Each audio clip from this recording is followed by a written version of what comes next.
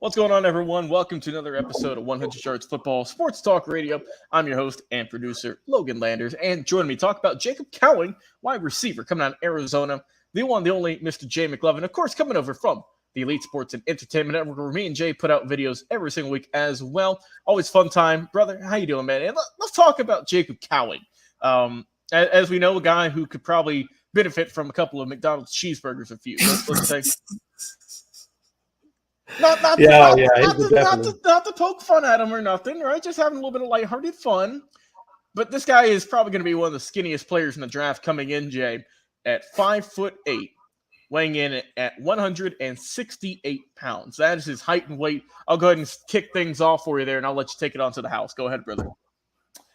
Yeah, he got a 6 point on the rating scale, on the prospect grading scale, which. Yeah. You know, if you go by their chart, it says basically above average backup. It's kind of where they're putting him. Like you said, the guy's 5'8". He weighs like 168 pounds. Not a very big guy. Probably looks like your prototypical junior high, maybe even high school guy on the football field. The problem I have with this guy, and I'm talking about his physical attributes, outside of the weight, outside of the height, the third problem I have with him is his arm length.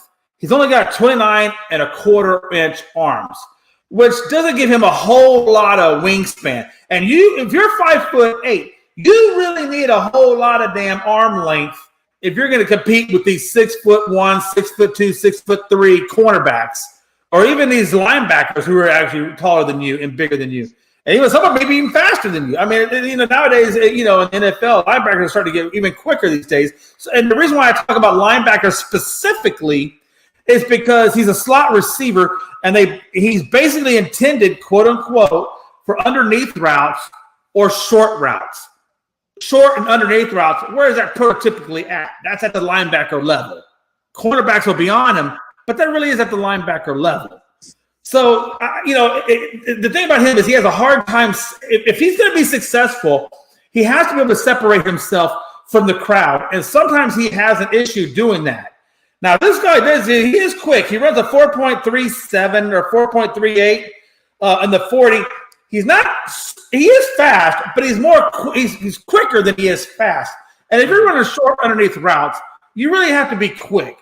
Speed only counts so much as your burst and as your quickness to get that underneath, 5 to 10 yard, probably is about as far as he's going to go to get that spot. So you really have to be super quick to beat that corner or that linebacker off the ball. At 5'8", you better be quick to get off the ball and outbeat him. Otherwise, you're probably not going to have a shot at that catch.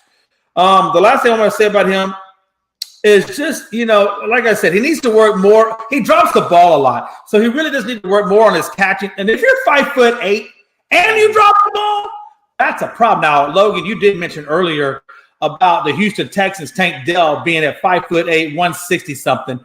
Yep, right. And I asked you, and I said, I don't know if this guy's a Tank Dell. And the fact that he drops the ball at 5'8" is definitely not Tank Dell. The fact that they're telling you that he needs to work on catching the ball is definitely not Tank Dell. So I look at this guy. And they also say he needs to work on his punt returns. So I guess they've used him as punt returns in college. And the things I've read on him and watched on him is that he definitely needs to work on his punt returns.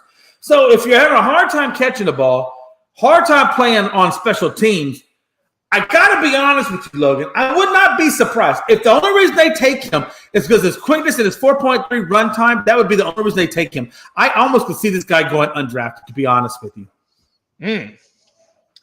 When I look at Jacob Cowing, interesting player, right? We're seeing a trend in recent years of, as you mentioned, Tank Dell, Devontae Smith as well. Shorter in a sense. We know Devontae is a little bit taller, but we'll say skinnier wide receivers. And I mean skinny. There's always the concern people are going to bring up about injuries, if their bodies can sustain the hits at the NFL. But honestly, Jay, with the way that they're kind of babying defenses nowadays, I don't think that's going to be much of an issue anymore. That's just my personal opinion.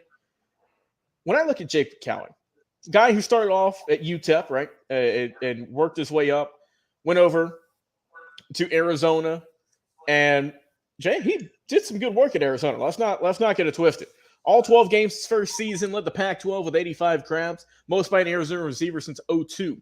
This past year, though, single-season program record, had 13 touchdowns, 7th all-time in career receiving yards at Arizona. Didn't even have his entire football career there also as well. And all Pac-12 honorable mention this past season as well as in 2022. Like I said, past year at Arizona, Pac-12 leading reception count and also program record for touchdowns at Arizona. This guy, obviously, he's got good quickness, right? Going to make him, I think, a slot receiver for sure. And we were talking before the show about what were some packages you could throw this guy in. And we both agreed that he would definitely work out well as a punt/kick returner. You can work that because, my God, that speed is going to be tremendous to watch. And if you do use him as that slot receiver, obviously you can go easy slants with him all day, every day. You could go curl routes. You could go routes behind the line of scrimmage and just let him cook behind there. But in terms of deep threats, though, Jay, he's got to beat these guys. If you ever want to go deep with him, he's got to use his speed because we know the vertical's not there. It's not going to be able to compete with the guys at this level. That's just how it is.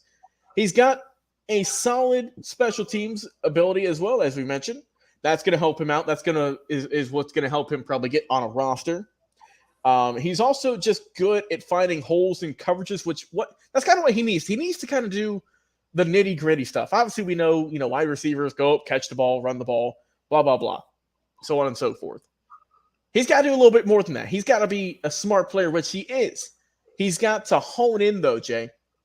At the next level, you've got to be pretty much perfect if you want to get a catch in this league, get a touchdown in this league. And for a guy his size and his weight, that is going to limit him severely.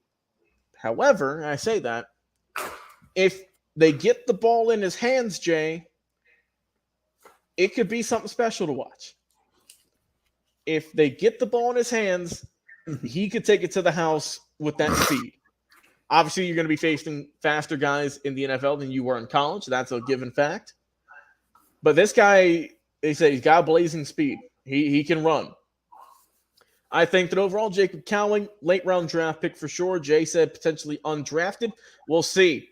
I think that this is a guy who someone's going to take, obviously, a flyer on. If not, they're going to invite him to training camp just based off of what he did at Arizona, right, in terms of his numbers. But also, you could play around with this guy. You could throw him in some schemes and maybe have something work every so often. Jacob Cowling, my final thoughts. Solid player. Did good work at Arizona. We'll see if it translates, though, to the National Football League. It's going to be fun to watch, and we'll see if this guy is more so going to be a player every Sunday or someone you just want to play with on Madden. We'll see what happens, Jay. We'll see what happens. And also, if you guys want to check out where the rest of these guys are going to go, specifically in the first round, we're going to be covering that. You can check out me, Jay, the rest of our team, Daniel Kelly, William Yanish, Mr. Football Bets Turner. We are doing our live draft reactions Thursday, April 25th. At 7:30 Eastern. We're going to be doing a little bit of pre-draft coverage, just kind of chatting it up beforehand before the Chicago Bears pick number 1 overall, and we will see what happens then. And all the insanity that will ensue in the entire first round. For Jay McLovin, I've been your host and producer, Logan Landers. Guys, go get your draft notes ready, and we'll see you on